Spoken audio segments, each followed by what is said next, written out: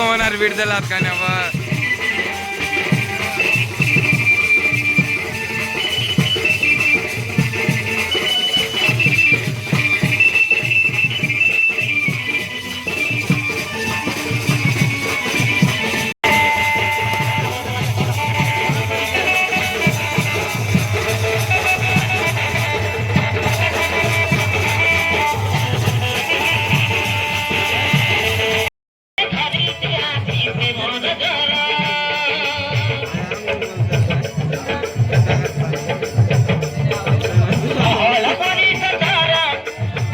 लाज लागते ते जेवच करणार बरं करता काय